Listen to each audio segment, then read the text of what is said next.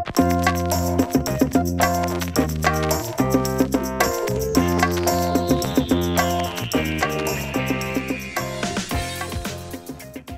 Steve Forbes. I'm with Pavlina. I'm Pavlina's Kidz Place. Great show. She's got a great future. Hey everyone, this is Pavlina from Pavlina's Kidz Place, and I'm on location at the ASI Show here with the chairman and editor-in-chief of Forbes Media, Steve Forbes. Hello.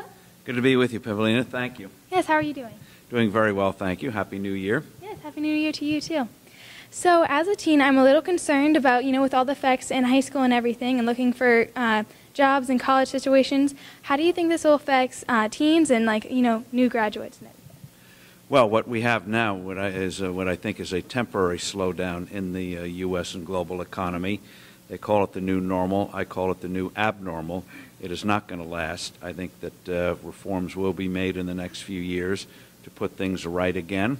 I'm old enough to remember back in the 1970s, we had a terrible economy. Things looked very glum. We made real reforms in the early 80s under Ronald Reagan, and the U.S. came roaring back again. And eventually so did the global economy. And so today, 2013, is going to be a turbulent year, a lot of trouble, but it's temporary. It's a detour, not a destination. That's good. That's at least temporary and everything. So what's your biggest concern for the new year? My biggest concern is that we don't get more damaging things coming out of Washington. They should take to heart what doctors are told, and that is, first and foremost, don't harm the patient. Yeah. And with this new tax bill they passed, they're going to do some harm. Everyone will see it in their next paycheck. And other things they are going to be doing are going to do short-term harm. But the thing is, in a democracy, when things don't work, eventually things are changed. Not as quickly as some of us would like, but things do eventually get changed. They don't stay stuck in a rut like you see in other countries. That's good then. Okay. So kids have all kinds of obstacles growing up. What obstacle did you have, and how did you overcome or deal with it? Well, I think looking back, growing up is not easy. They always talk about an ideal childhood. It isn't. And one of the things you have to recognize is that you do change as you grow up. And one of the things my father liked to say is that you're not a good parent unless you become an embarrassment to your children. Oh, God. And it is absolutely true. So in terms of growing up, just realize you're going through a lot of changes. Try to not get into trouble. Try to figure out the things you actually like so that you might pursue later on. Have that curiosity there. Take risks in school courses. Kids who want to go to college oftentimes feel I must take safe courses or things that will get me into college and not what pursuing your interest. You can do things a little differently. We see it in people like Steve Jobs and Michael Dell. They had their own path. Discover what your path is. Yeah, that's great. Okay, so what is the best advice, and who did you get it from? Often the best advice comes from where you least think it. That is parents.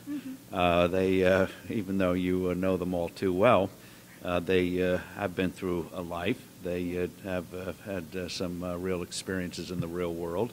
So take advantage of it. It's hard when you're living with them all the time, but perhaps after college you might start to really pick their brains, or during college. And then you try to maybe find a teacher or two that you feel you can learn from, mentor from. And then with the advantage of the internet, you can literally go around the world and find things, or find people, or find, even in history, something that might be useful to you or inspire you. Yeah, that's awesome. Okay. So if you were to title a song about 2013, like the next couple of years, would it be Rolling Stones' new song, Doom and Gloom, Bobby Farron's Don't Worry, Be Happy, or Say a Little Prayer by Dionne Warwick? I think Dionne wins the title and on this one. And but I think 2013 is, as I say, a detour, not a destination, and we'll get through this. And we will make changes. But getting through these things is very turbulent. It's like getting to a nice, calm shore. You have some turbulent seas, and sometimes you get seasick getting there, but we will get there. That's good then. Okay. So the New York Times quoted Starbucks owner Howard Schultz about the recent thesis crisis that is sapping the country's spirit and the political system is broken. And you also said in your book that something isn't working. So I don't really understand all the details, but what would be the answer to keep everything working and keep our spirit? Well, the political system so much isn't broken as that there's not a consensus as to what we should do. You're going to see a very real debate, for example, in the next couple of years on health care. Should we have a system like Europe where government dominates everything? Or in this internet age where everyone can get everything online, we're going to have a system where patients are in charge again. So that's going to be one of those messy things. I think we will come up with a new healthcare system, unlike anything we see today or in Europe or Japan, that is going to be open to innovation. Many fantastic new medications are coming along, and but in the meantime, there isn't a consensus, so there's a lot of fighting.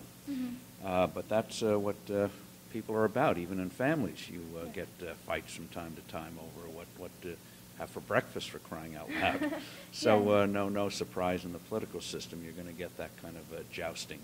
But we will get through it, and the key thing is that in terms of these things, again, I think we're going to see big changes in health care. I think we're going to see a big change in our tax system.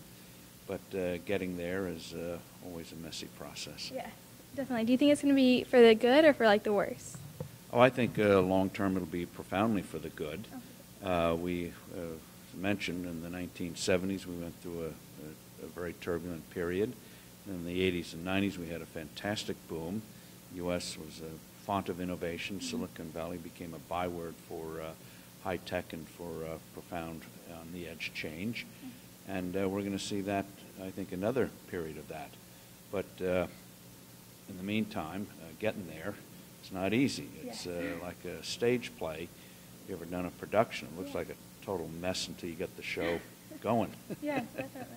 Awesome. So you said, you mentioned in your book in Chapter 6 that faith helps business to succeed, and also with optimism. So if you rewrote the essay "Thought for Tomorrow," what would your thoughts be, or your wishes? Well, my hope and wish is that we do begin to get to a consensus in Washington, even though I think this year is going to be something of a lost year. But painful experience is a painful teacher. And as Bill Gates said, success is a poor teacher. He had a failure before he had Microsoft. And so you learn. And from learning, you move ahead. That's the way the real world is. We don't arrive with perfect knowledge. Yes, definitely. Well, thank you so much for talking to me. Thank you, and thank you for your time. Good luck to you.